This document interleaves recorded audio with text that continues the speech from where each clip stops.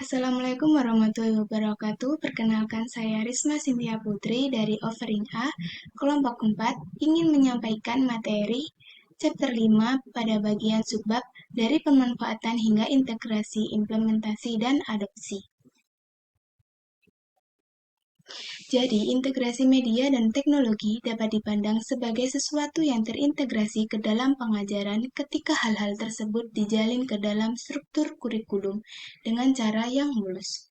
Dibandingkan dengan penggunaan yang hanya sesekali seperti menggunakan proyektor untuk mengilustrasikan suatu hal.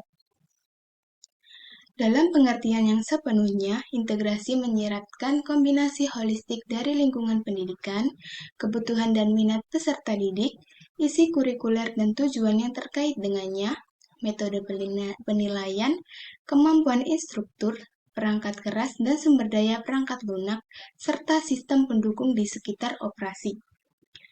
Lambang keberhasilan integrasi adalah pembelajar lingkungan yang terpusat, di mana sumber daya pembelajaran dipilih dengan digunakan secara efisien dan efektif untuk mendukung kegiatan pembelajaran yang ditujukan pada pemahaman dan masalah yang lebih dalam kemampuan pemecahan. Pada saat itu, sekitar separuh guru yang menikmati kondisi kerja yang paling menguntungkan sangat memanfaatkan internet.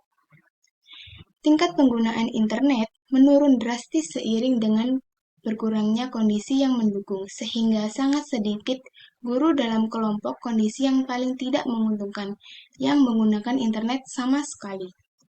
Oleh karena itu, untuk mempertahankan peran mereka yang biasa dan untuk mempertahankan tempat mereka dalam struktur organisasi, guru cenderung mereduksi semua media menjadi hanya sekedar alat bantu dan menolak penerapan yang memerlukan penataan ulang kekuasaan, peran, dan struktur yang lebih sistematis.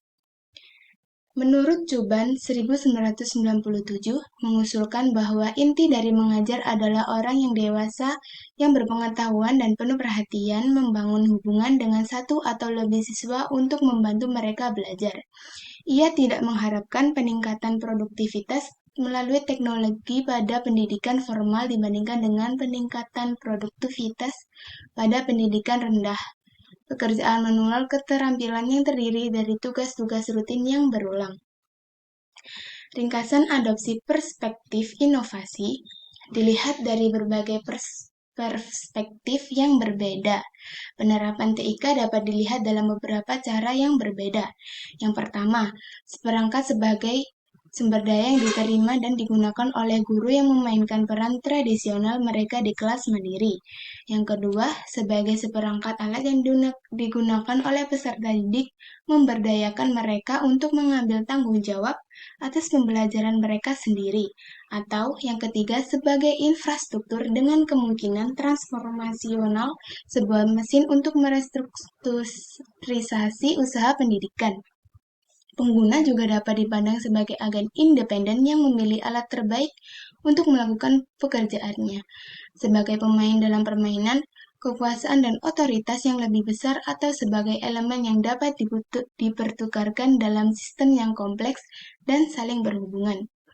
Masing-masing visi ini menyiratkan pendekatan implementasi atau difusi yang berbeda, potensi yang berbeda, pengadopsi klien yang berbeda, dan tujuan yang berbeda.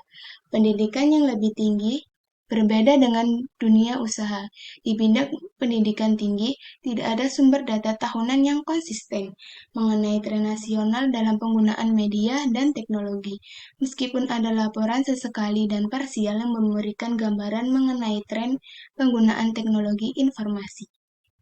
Terima kasih, sekian dari saya. Wassalamualaikum warahmatullahi wabarakatuh.